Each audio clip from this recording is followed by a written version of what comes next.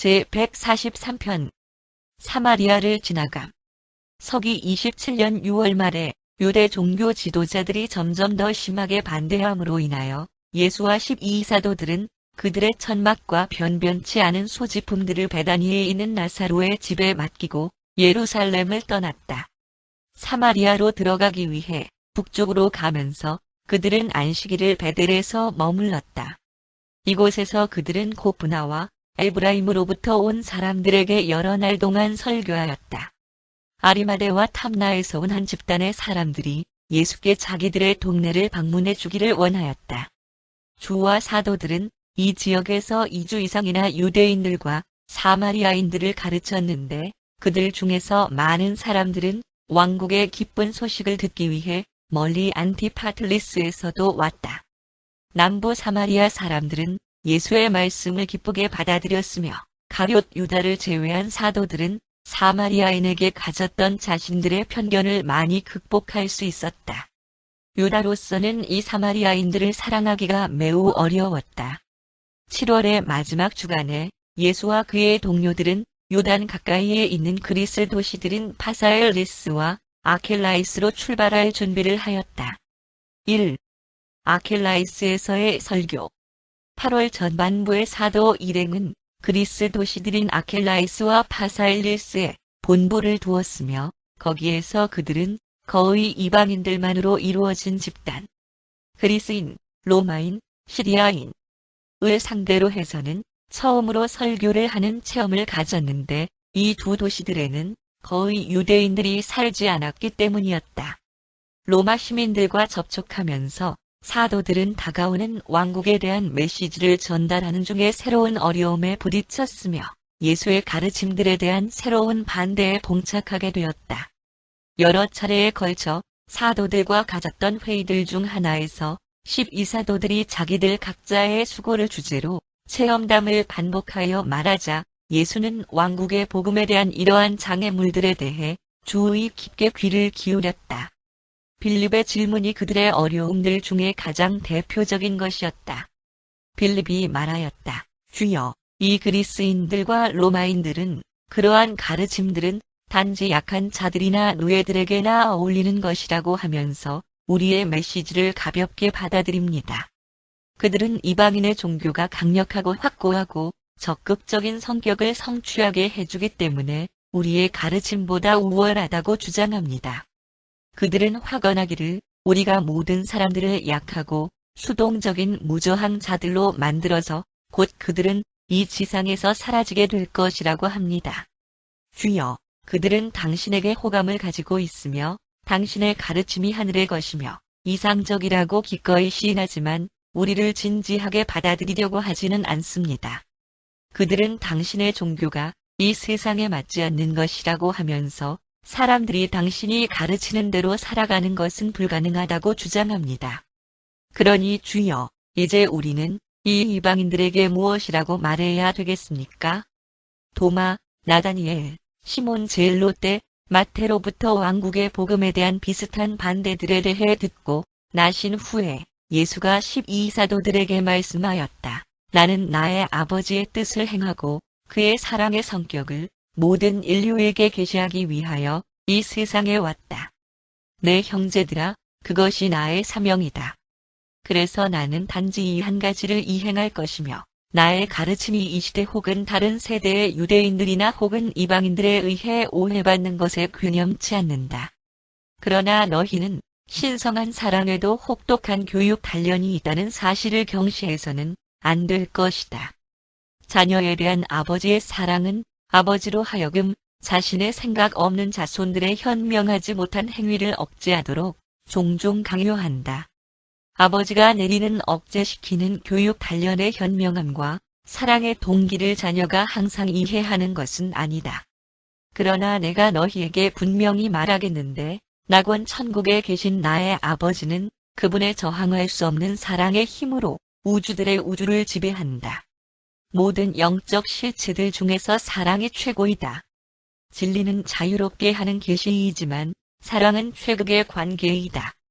그리고 오늘날의 세상 일들에서 너희와 같은 사람들이 어떤 실책을 하든지 간에 앞으로 오는 세대에서는 내가 너희에게 선언하는 복음이 바로 이 세상을 지배하게 될 것이다. 인간 진보의 궁극적인 목적은 하느님의 아버지 신분을 경건하게 깨닫는 것과 사람이 형제임을 사랑으로 구체화하는 것이다.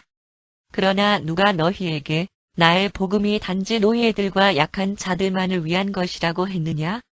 내가 선택한 사도들인 너희가 허약한 자들처럼 보이느냐? 요한이 약한 자처럼 보였느냐? 너희는 내가 두려움에 떠는 것을 보았느냐? 이 세대에서 가난한 자와 억압받는 자들이 자신들에게 전파된 복음을 소유하였다는 것은 사실이다. 이 세상의 종교는 가난한 자들을 무시했지만 나의 아버지는 사람들을 차별하지 않으신다. 게다가 회개하라는 소명과 자녀됨을 받아들이는 것에 이 시대의 가난한 자들이 제일 먼저 관심을 표하였다. 왕국의 복음은 모든 사람들, 유대인과 이방인, 그리스인과 로마인, 부자와 가난한 자에게 전파되었고 젊은이나 노인, 남자나 여자에게나 똑같이 부여되었다. 나의 아버지께서 사랑의 하느님이시며 자비를 행하심을 기뻐한다고 해서 왕국의 봉사가 단조롭고 쉬운 것이라는 관념을 받아들이지 말라. 낙원 천국으로의 상승은 언제나 최극 모험, 영원함을 어렵게 성취하는 것이다. 이 세상에서의 왕국을 위한 봉사에는 너희와 너희 동료들이 동원할 수 있는 모든 용감한 남성다움이 요구될 것이다. 너희들 중에서 많은 사람들이 이 왕국 복음에 충성을 바침으로써 죽임을 당할 것이다. 물리적 전쟁에서 내 앞에서 싸우고 있는 전우 때문에 용기가 강화되었을 때 죽는다는 것은 쉬운 일이지만 너희의 필사가 가슴 속에 간직되어 있는 진리를 사랑하기 위하여 내 생명을 조용하게 혼자서 버리는 일은 좀 더 높고 좀 더 심오한 인간적 용기와 헌신을 요구한다. 오늘날 너희가 무저항의 복음을 가르치고 무폭력의 삶을 사는 것으로 인하여 믿지 않는 자들이 너희를 비난할지도 모르지만 너희는 이 가르침들에게 자신들의 영웅적인 헌신을 하여 모든 인류를 놀라게 할 사람들, 곧 왕국 복음을 믿는 진지한 신도들의 긴 행렬의 첫 번째 자원자들이다.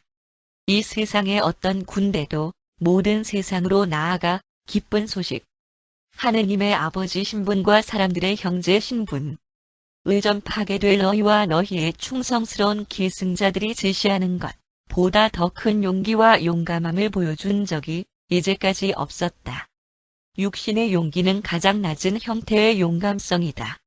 마음의 용감성이 더 높은 유형의 인간적 용기이지만 최고의 그리고 최극의 것은 심오한 영적 실체에 계몽된 신념에 대한 타협하지 않는 충성이다. 그리고 그러한 용기가 하느님을 아는 사람의 영웅적 행위를 이룬다. 그리고 너희 모두는 하느님을 아는 사람들이며 진정으로 사람의 아들의 개인적 동료들이다. 이것이 그 상황에서 예수가 말씀하였던 전부는 아니었지만 그의 연설의 처음 부분이었으며 그는 계속해서 장시간을 이러한 발표에 대한 설명과 예를 들어주었다. 이것은 예수가 12사도들에게 말씀하였던 것 중에서 가장 열렬한 강연들 중에 하나였다. 주는 사도들에게 명백하게 강한 감정을 가지고 말씀한 적이 거의 없었으나 이것은 그가 깊은 감정과 눈에 띄는 열성을 가지고 말씀하였던 얼마 되지 않은 경우들 중에 하나였다. 사도들의 대중 연설과 개인적 사명 활동에서의 결과는 즉시 나타났는데 바로 그날부터 그들의 메시지는 용기로 지배되는 새로운 내용을 포함하게 되었다. 12사도들은 왕국의 새로운 복음에 대한 긍정적인 적극성의 정신을 계속해서 습득하였다. 이날 이후로 그들은 주의 다방면에 걸친 가르침의 소극적 덕목들과 수동적 명령으로의 설교하는 일에 그다지 많이 얽매이지는 않았다. 2. 자아 정복에 대한 교훈. 주는 인간 자아 통제의 완전한 표본이었다. 그는 자기가 욕을 먹을 때에도 욕하지 않았으며 자신이 고통을 당할 때 자기에게 고통을 주는 자에게 아무 위협의 말도 하지 않았으며 적들이 자기를 고발하면 단지 하늘에 계신 아버지의 정의로우신 심판에 자신을 맡겼다. 어느 날 밤 회의에서 안드레가 예수께 물었다. 주여, 요한이 가르친 것처럼 우리도 자아, 부정을 실행해야 합니까?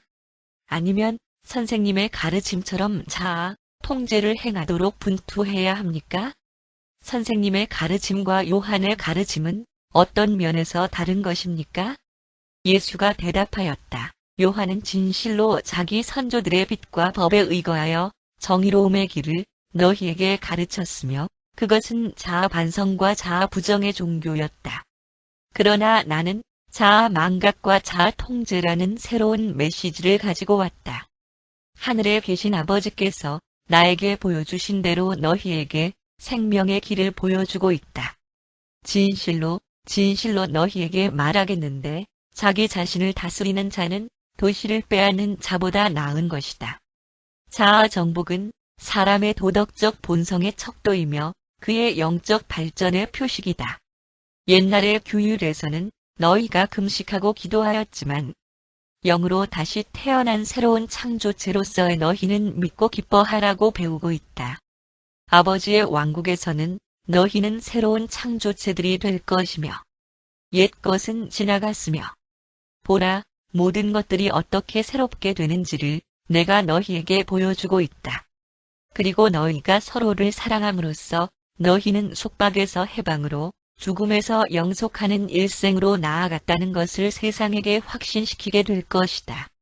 옛날의 방법은 너희로 하여금 삶의 법규들에 의해 억제되고 그것에 복종하고 순응하기를 추구하게 하였으나 새로운 길은 먼저 진리의 영에 의해 변화시키고 따라서 너희의 마음을 끊임없이 영적으로 새롭게 만들면서 너희 안에 있는 혼을 강건하게 하며 그래서 너희는 인자하고 만족스럽고 그리고 완전한 하느님의 뜻을 확실하고 기쁘게 행하는 힘을 부여받게 된다. 너희가 신성한 본성의 참가자가 되는 것을 보증하는 것은 매우 위대하고 귀중한 하느님의 약속에 대한 너희의 개인적 신앙이라는 것을 잊지 마라. 그렇게 해서 너희의 신앙과 영적 변환에 의해 너희는 실제로 하느님의 성전이 되며 그의 영은 실제로 너희 안에 거한다. 만약에 그 영이 너희 안에 거한다면 너는 더 이상 육신의 노예가 아니고 자유롭고 해방된 영의 자녀들이다. 새로운 영의 법이 자아, 속박의 두려움과 자아, 부정의 노예 관계라는 옛날의 법 대신에 자아, 정복이라는 해방을 너희에게 준다. 너희가 악을 행했을 때 실제적으로는 너희가 너희 자신의 자연 본성적 경향들로 인하여 길을 잃었던 것임에도 불구하고 너희의 행동들이 악한 세력 영향 때문이라고 생각한 적이 많이 있었다. 선지자 예레미야는 오래전에 너희에게 인간의 가슴은 모든 것들보다도 더 기만적이고 매우 사악하다고까지 말하지 않았느냐? 너희가 자아, 기만에 빠져들게 되고 그렇게 되면서 어리석은 두려움, 가지가지의 욕망, 사로잡힌 쾌락, 악의, 시기, 그리고 복수심을 일으키는 증오에까지 빠져드는 것이 너희에게는 얼마나 쉬운 일인지 모르겠다. 구원은 영에 다시 살아남으로 인한 것이며 육신에서의 자아정의 행위의 덕분이 아니다. 너희는 육신에서의 두려움이나 자아 부정에 의해서가 아니고 신앙에 의해서 옳다고 인정되며 인에 의해서 동료 관계로 되는 것이다. 그럼에도 불구하고 영으로 태어난 아버지의 자녀들은 언제나 그리고 항상 자아와 육신의 욕망에 대한 모든 것들의 주인들이다. 너희가 신앙으로 구원받았다는 것을 알게 될 때 하느님과 진정한 평화를 갖는다. 그리고 이러한 하늘의 평화의 길을 따르는 모든 이들은 영원한 하느님의 항상 진보하는 자녀들의 영원한 봉사로 신성화되도록 운명되어진다. 따라서 하느님의 사랑 안에서 완전함을 구하면서 모든 마음과 육체의 악으로부터 너희 자신을 씻는 것은 의무가 아니라 오히려 너희의 드높아지는 특권이다. 너희가 자녀 관계를 획득하는 것은 신앙의 기반을 두며 두려움으로 흔들리지 않는다. 너희의 기쁨은 신성한 말씀을 신뢰하는 데서 나오며 따라서 너희는 아버지의 사랑과 자비의 실체를 의심하도록 이끌리지 않아야 한다. 사람으로 하여금 참되고 진정한 회개를 하도록 인도하는 것은 바로 하느님의 선함이다. 자아를 정복하는 너희의 비결은 내재하고 있는 사랑으로 늘 인하는 영에 대한 너희의 신앙에 단단히 엮여 있다. 구원에 이르는 이러한 신앙도 너희들 스스로 안에 가진 것이 아니며 그것도 역시 하느님의 선물이다. 그리고 만약 너희가 이러한 살아있는 신앙의 자녀들이라면 너희는 더 이상 자기 자신의 노예가 아니고 오히려 너희 자신에 대하여 승리한 주인들, 하느님의 해방된 자녀들이다. 나의 자녀들아, 만약 너희가 영으로 태어난다면 너희는 자아 부정의 일생에서의 자아 의식하는 속박으로부터 그리고 육신의 욕망을 염려로써 살피는 일로부터 언제까지나 구원을 받으며 즐거운 영적 왕국으로 옮겨지고 일상생활 속에서 자연스럽게 영의 열매를 맺게 되며 그리고 영의 열매들은 즐겁고 고상한 자아 통제의 가장 높은 유형의 핵심, 심지어는 이 세상의 필사달성의 최고봉, 진정한 자아 정복이다. 3. 기본 전환과 휴식. 이 무렵에 신경 과민과 감정적 강박감이 사도들과 그들의 직속 동료 제자들 사이에서 크게 일었다. 그들은 함께 살아가며 일하는 것에 거의 적응할 수 없었다. 그들은 요한의 제자들과 잘 지내기가 점점 더 어려워지는 것을 체험하고 있었다. 이방인들, 그리고 사마리아인들과의 접촉이란 이들 유대인들에게는 큰 시련이었다. 그리고 이런 모든 일 이외에도 최근에 예수의 발언이 그들의 어지러운 마음을 더 심각하게 만들었다. 안드레는 거의 정신이 나간 상태였으며 앞으로 무슨 일을 해야 할지 몰랐으므로 자신의 문제들과 난처한 상황들에 대한 문제들을 가지고 주에게로 갔다. 예수가 사도들의 우두머리가 자신의 문제들과 관련하여 말하는 것을 들으신 후에 말씀하였다. 안드레야, 그들이 그러한 분규에 그렇게 연관되고 그렇게 많은 사람들의 감정이 강하게 작용하고 있을 때에는 그들과 그 일들을 논의할 수 없다. 나는 내가 요청한 일을 할 수가 없다. 나는 이러한 개인적 공동체의 문제들에 간섭하지 않을 것이다. 그러나 나는 너희와 함께 3일간의 휴식과 기본 전환의 시간을 갖도록 하겠다. 내 형제들에게 가서 모두 나와 함께 사르타바 산으로 가서 그곳에서 하루 이틀 쉬도록 하자고 전해라. 이제 가서 11명의 형제들 각각에게 사적으로 다음과 같이 말하라. 주가 휴식과 기본 전환을 잠시 하려는데 우리와 같이 떠나기를 원한다. 우리 모두가 최근에 많은 영적 시달림과 마음의 긴장을 체험하였으므로 나는 아무도 이 휴가 동안에는 우리의 시련과 곤경들에 대해 언급하지 않기를 제안한다. 이 문제에 있어서 너의 협조를 내가 기대해도 되겠는가? 이런 식으로 사적으로 그리고 개별적으로 내 형제들 각자에게 다가가라. 안드레는 주가 지시한 대로 행하였다. 이것은 각자의 체험에 있어서 굉장한 사건이었으며 그들은 산으로 올라갔던 그날을 결코 잊지 못하였다. 전체 여행 기간 동안 자신들의 문제거리들에 대해서는 한마디 말도 없었다. 산 정상에 올라가자 예수는 그들을 자신의 주위에 앉히고 말씀하였다. 내 형제들아, 너희 모두는 휴식의 소중함과 쉰다는 것의 효능에 대해 알아야만 한다. 복잡하게 얽힌 문제들에 대한 최선의 해결 방법은 잠시 동안 그것들을 내버려 두는 것이다. 그러고 나서 휴식이나 경배의 시간을 가진 후에 새롭게 돌아가면 너희는 좀 더 굳건한 가슴은 말할 필요도 없고 좀 더 맑은 머리와 안정된 솜씨로 그 문제들의 해결책을 구할 수 있게 된다. 다시 한번 말하지만 너희가 심신을 쉬게 하는 동안에 너희의 문제는 크기와 비율에서 매우 줄어들었다는 것을 여러 번 발견하게 된다. 다음 날 예수는 12사도들 각자에게 토의 제목을 하나씩 주었다. 그들의 종교적 일과 관계되지 않는 문제들에 대한 회상과 토의를 하며 하루 온종일을 보냈다.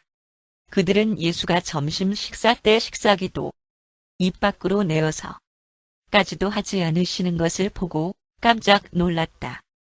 그가 그러한 형식을 무시하는 것을 본 것은 이번이 처음이었다. 그들이 산으로 올라갔을 때 안드레의 머리는 문제들로 가득 차 있었다. 요한은 지나칠 정도로 가슴 속에서 갈피를 잡지 못하고 있었다. 마태는 그들이 이방인들과 함께 묵고 있었으므로 기금 조달에 매우 쪼들리고 있었다. 베드로는 과로하였고 최근에는 보통 때보다 더 성질이 심하였다. 유다는 주기적인 신경과민과 이기심으로 고통받고 있었다. 시몬은 자신의 애국심을 사람의 형제 신분에서의 사랑으로 절충하려는 노력으로 특별히 격해 있었다. 빌립은 일이 진행되어 나가는 방식에 대해 점점 더 어찌할 바를 몰라 했다. 나다니엘은 이방인들과 접촉하게 된 이래로 유머가 줄어들었으며 도마는 심한 우울증에 빠져 있었다. 단지 쌍둥이 형제만이 정상적이었고 평온하였다. 그들 모두는 어떻게 요한의 제자들과 평안하게 지낼 수 있는지에 대해 매우 난처해하고 있었다. 셋째 날에 그들이 산을 내려와 야영지로 돌아왔을 때 그들에게 큰 변화가 일어났다. 그들은 많은 힘든 문제들이 과장된 두려움의 산물이고 증가된 우려의 결과이며 인간들의 많은 난처한 일들은 실제에 있어서는 존재하지 않는 것이라는 중대한 발견을 하였다. 모든 그러한 분규들은 내버려 두는 것이 최선의 방법이라는 것을 배웠으며 그것들에서 떠나감으로 인해 그들은 그러한 문제들이 저절로 해결되도록 내버려 두었던 것이다. 이 휴가로부터 돌아온 것이 이들 요한의 추종자들과의 그들의 관계를 많이 개선시키는 계기가 되었다. 12사도들 중 대부분은 그들의 일상적인 삶의 의무에서 떠나 3일간의 휴가를 가진 결과로 모든 사람들의 마음 상태가 바뀐 것을 보았고 그들이 신경과민에서 해방되었음을 알게 되자 진정으로 기뻐하였다. 인간 접촉에 있어서의 단조로움은 분규들을 크게 불리고 어려움들을 확대시키는 위험을 항상 안고 있다. 아켈라이스와 파사엘리스라는 두 그리스 도시에서는 그렇게 많은 이방인들이 복음을 믿게 되지는 않았지만 12사도들은 오직 이방인들을 상대로 해서는 처음으로 일하면서 귀중한 체험을 쌓았다. 그날 중순경 어느 월요일 아침에 예수가 안드레에게 말씀하였다. 이제 다 같이 사마리아로 가자. 그래서 그들은 야곱의 우물 근처의 수가라는 도시를 향해 즉시 떠났다. 4. 유대인들과 사마리아인들 600년이 넘는 기간 동안 유대 지방의 유대인들이 그리고 나중에는 갈릴리의 유대인들도 역시 사마리아인들과 반목하고 있었다. 이러한 유대인들과 사마리아인들 간의 악감정은 이렇게 연유되었다. 기원전 700년경에 아시리아의 왕인 사르곤이 중부 팔레스타인에서 일어난 폭동을 진압하면서 북왕국 이스라엘에서 2만 5천 명 이상의 유대인을 포로로 잡아가고 그들의 자리를 거의 비슷한 숫자의 큐신, 세파르브인, 하마트인 후손들로 채웠다. 더 나아가 그 뒤에는 아쉬바니팔이 다른 거류민단을 보내어 사마리아에 살게 하였다. 유대인들과 사마리아인들 사이에서의 종교적 적대감은 유대인들이 바빌론 포로 생활에서 귀환하는 때부터 시작되었는데 그때 사마리아인들은 예루살렘의 재건을 막으려고 하였다. 나중에 그들은 알렉산더의 군대의 호의적인 지원을 확대함으로써 유대인들을 화나게 하였다. 그들의 우호에 보답하기 위하여 알렉산더는 사마리아인들에게 게리짐산에 성전을 짓도록 허락하였으며 그곳에서 그들은 예루살렘에서의 성전 봉사 순서의 많은 부분을 본따서 야훼와 자기들 종족의 하느님들에게 경배를 드렸고 많은 희생물을 바쳤다.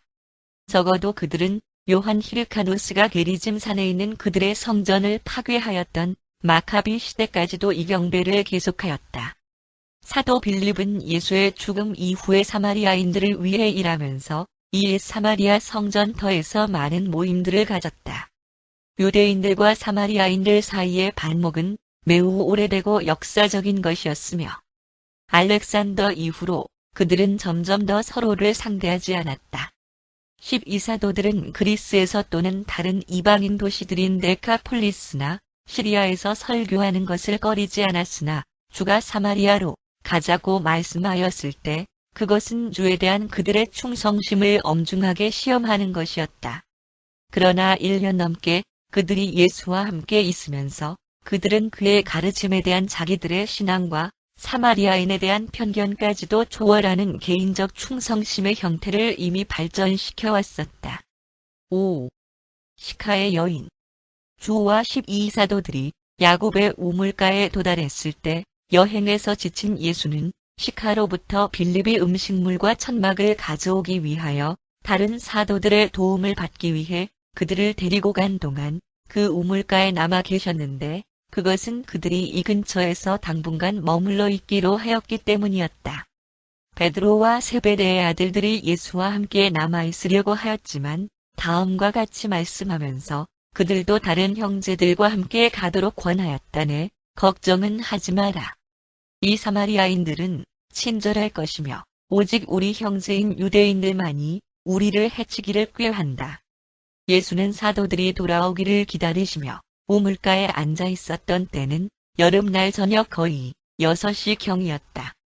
야곱의 우물은 시카의 우물들보다 광물질이 적었으므로 식수로 매우 소중하게 여겨졌다. 예수는 목이 말랐으나 우물에서 물을 기를 방법이 없었다. 따라서 시카의 한 여인이 그녀의 물그릇을 가지고 다가와서 물을 기르려고 했을 때 예수가 그녀에게 나에게 물을 좀 달라고 말씀하였다. 그 사마리아의 여인은 그의 모습과 복장을 보고 예수가 유대인임을 알았으며 그의 억양에서 그가 갈릴리 유대인이라고 추측하였다. 그녀의 이름은 날다였고 미모의 여인이었다. 그녀는 유대인이 그런 식으로 자기에게 말을 하며 물을 청하는 것에 매우 놀랐는데 그 당시에는 자아 존중의 남자가 공개적으로 여인에게 말을 거는 일은 더구나 유대인이 사마리아인에게 말을 거는 것은 온당하지 않았던 때였다. 따라서 날다는 예수께 물었다. 당신은 유대인인데 어찌하여 사마리아 여자인 내가 가진 물을 달라 하십니까? 예수가 대답하였다. 내가 참으로 너에게 물을 달라고 요청하고 있지만 만일 내가 단지 이해할 수 있다면 너는 나에게 생명수 한 모금을 구하였을 것이다. 그러자 날다가 말했다. 그러나 선생님, 당신은 물을 기를 그릇도 없고 이 우물은 깊은데 어디서 생명수를 얻으시겠습니까? 우리에게 이 우물을 주었고 자신과 자기 아들들과 그의 가축을 다 먹게 하였던 우리 조상 야곱보다 당신이 더 위대하십니까? 예수가 대답하였다. 이 물을 먹는 자마다 다시 목마르겠지만 살아있는 영의 물을 먹는 자는 누구든지 영원히 목마르지 않을 것이다. 그리고 이 생명수는 그의 속에서 영원한 생명에 이르기까지 솟아오르는 원기 회복의 샘물이 될 것이다. 그러자 날다가 말했다. 그 물을 내게 주셔서 목마르지 않고 또 이제부터는 물을 길러 여기에 오지 않게 해주십시오. 게다가 사마리아 여자가 그런 훌륭한 유대인으로부터 받을 수 있는 것은 그 어떤 것도 기쁨이 될 것입니다. 날다는 자기와 이야기하는 것에 대하여 예수의 거리낌이 없는 것을 어떻게 받아들여야 할지 몰랐다. 그녀는 주의 얼굴에서 고결하고 성스러운 사람이라는 것을 알 수 있었으나 친절함을 통상적인 치근덕거림으로 오해하였으며 그의 말투를 자기에게 접근하려는 것으로 잘못 해석했다. 그리고 그녀는 도덕적으로 방종한 여인이었기 때문에 공공연하게 유혹을 해보기로 마음을 먹었을 때 예수는 그녀의 눈을 똑바로 바라보며 위험 있는 목소리로 여인아 가서 내 남편을 불러오라 고 말씀하였다. 이 명령이 날다의 정신을 차리게 하였다. 그녀는 자신이 주의 친절을 잘못 판단하였다는 것을 깨달았으며 그의 말투를 오해하였다는 것을 알아차렸다. 그녀는 겁을 먹었으며 자신이 비범한 사람 앞에 서 있다는 것을 깨닫기 시작하였으며 적당한 대답을 마음속에서 찾지 못하면서 당황하여 말하였다. 저는 남편이 없으므로 남편을 불러 올 수가 없습니다. 그러자 예수가 말씀하였다. 내가 진실을 말하였구나. 내가 한때는 남편이 있었으나 지금 같이 사는 자는 내 남편이 아니다. 내 말을 가볍게 여기지 말고 오늘 너에게 주는 생명수를 구하도록 하는 것이 너에게 유익할 것이다. 이때 날다는 침착성을 되찾았고 자신의 선한 본성이 깨어났다. 그녀는 자신의 선택으로 비도덕적인 여자가 된 것은 아니었다. 그녀는 남편에 의해 냉혹하고 부당하게 버림을 받았으며 몹시 비참한 가운데 결혼식을 올리지 않고 한 그리스 남자의 아내로 살 것을 동의했었다. 날다는 이제 생각 없이 예수께 이야기한 것이 대단히 부끄러웠고 후회 막심하여 주에게 여쭈었다. 나의 주님, 당신에게 한 저의 말투에 대해 회개합니다. 당신은 제가 보기에는 성스러운 사람이거나 어쩌면 선지자인 것 같습니다. 그녀는 많은 사람들이 이전에 그리고 그 이래로 행하였던 것, 신학과 철학적 토론으로 바꿈으로써 개인적 구원의 문제를 비켜가는 을 행하면서 바로 그 순간 그녀는 직접적이고 개인적 도움을 주로부터 구하고 있었다. 그녀는 대화를 그녀 자신의 필요성에서 신학적 논쟁으로 재빨리 돌렸다. 게리짐산을 가리키면서 그녀는 말을 계속하였다. 우리 선조들은 이 산에서 경배를 드렸는데 당신들은 아직도 예루살렘에서 경배를 드려야만 한다고 하니 과연 어느 곳이 하느님을 경배 드리는 올바른 장소입니까? 예수는 이 여인의 혼이 조물주와 직접 그리고 찾고자 하는 접촉을 피하려고 한다는 것을 알아차리셨지만 그녀의 혼 속에는 또한 좀 더 나은 일생의 길을 원하고 있음도 보셨다. 결국 날다의 가슴 속에 생명수에 대한 진정한 갈망이 있었기 때문에 그는 그녀에게 참을성을 가지고 대하면서 말씀하였다. 여인아, 내가 말하겠는데 너희가 이 산에서도 아니고 예루살렘에서도 아니고 아버지께 경배할 때가 곧 다가올 것이다. 그러나 지금 너희는 많은 이교도 하느님들의 종교와 이방인의 철학들이 혼합된 알지 못하는 것을 경배한다. 적어도 유대인들은 경배를 드리는 대상을 알고 있으며 그들은 하나의 하느님 곧 야훼만을 경배함으로써 모든 혼란을 제거시켰다. 그러나 아버지께 참으로 경배하는 자들은 영 안에서 그리고 진리 안에서 경배할 때가 곧 올 것이라고 이미 지금 와 있다. 내가 한 말을 믿어야만 하는데 이는 아버지께서 찾으시는 것이 바로 그러한 경배자이기 때문이다. 하느님은 영이시며 그에게 경배하는 자들은 영 안에서 그리고 진리 안에서 경배해야만 한다. 너희의 구원은 다른 자들이 어떻게 혹은 어디에서 경배를 드리는지를 아는 데서 오는 것이 아니라 지금 내가 너에게 주는 생명수를 너 자신의 가슴에 받음으로써 온다. 그러나 날다는 이 세상에서의 자신의 개인적 일생과 하느님 앞에서 자신의 혼의 지위에 대한 당황스러운 논제를 피하기 위해 또 한 번의 시도를 하였다. 다시 한 번 그녀는 일반적인 종교에 대한 질문을 하였다. 예, 알겠습니다. 선생님, 요한이 가르치기를 개종시키는 분이 와서 자신을 해방자라 칭할 것이며 그가 오시면 모든 것을 우리에게 선언하실 것이라 하였습니다. 그러자 예수가 날다의 말을 중단시키며 깜짝 놀라게 하는 확신으로 말씀하기를 내게 말하고 있는 내가 바로 그이니라. 이것은 자신의 신성한 본성과 이 땅 위에서 예수가 이미 이룩한 아들 관계에 관한 최초의 직접적이고 적극적이고 공공연한 발표이었으며 그것은 한 여인에게, 한 사마리아 여인에게, 그것도 그 당시의 사람들의 눈으로 보기에는 의심스러운 성격의 여인에게 행해졌다. 그러나 신성한 눈이 바라본 그 여인은 그녀 자신의 열망으로 죄를 범한 것에 비하여 더욱 많이 죄에 저항해 오고 있었으며 그리고 지금은 구원을 열망하는 혼을 가진 인간 존재이며 그것을 진심으로 온 전심을 다해서 원하고 있었고 그것으로 충분하였다. 날다가 좀 더 나은 일과 좀 더 고상한 삶의 길에 대한 자신의 진정하고 개인적 갈망을 바로 말함으로써 자신의 가슴 속의 진정한 열망을 이제 말할 준비가 되자마자 12사도들이 시카로부터 돌아왔고 예수가 이 여인, 이 사마리아 여인과 단 둘이서 과친근하게 말하고 있는 장면을 목격하고 놀람을 금치 못하였다. 그들은 재빨리 자기들의 물건들을 내려놓고는 한 옆에 서서 아무도 감히 예수를 비난하지 못하고 있을 때 예수가 날다에게 말씀하였다. 여인아, 너의 길을 가거라. 하느님께서 너를 용서하였다. 이제부터는 새 일생을 살 것이다.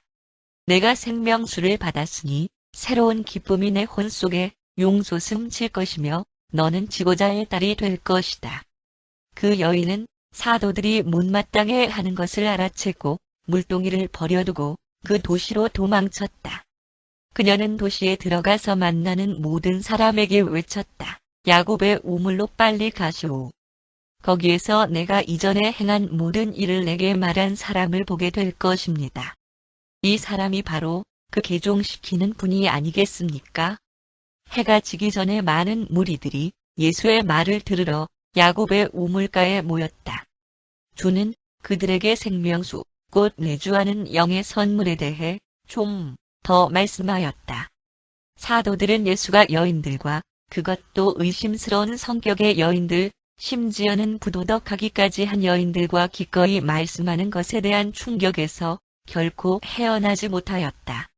예수가 사도들에게 여인들, 소위 부도덕한 여인들까지도 하느님을 자기들의 아버지로 선택할 수 있으며 그렇게 함으로써 하느님의 딸들이 되고 영속하는 일생을 향한 후보자가 되어가는 혼을 가진다는 점을 가르치는 것은 매우 어려웠다. 심지어는 19세기 이후까지도 많은 이들이 주의 가르침을 파악하는 데 있어서 이와 똑같은 마음 내키지 않음을 나타내었다. 심지어 그리스도교까지도 그의 일생에 대한 진리를 중심으로 세워지는 대신에 그리스도의 사망 사실을 중심으로 지속적으로 세워졌다. 세상은 그의 비극적이고 애통한 죽음보다는 그의 행복하고도 하느님을 계시하였던 일생에 좀 더 관심을 두었어야 했다. 날다가 다음 날 이 모든 이야기를 사도 요한에게 말하였지만 그는 다른 사도들에게는 다 말해주지 않았으며 예수가 12사도들에게 그것에 대한 자세한 말씀을 하지 않았다. 날다는 예수가 자기에게 자신이 전에 했던 모든 것을 말씀하였다고 요한에게 말하였다.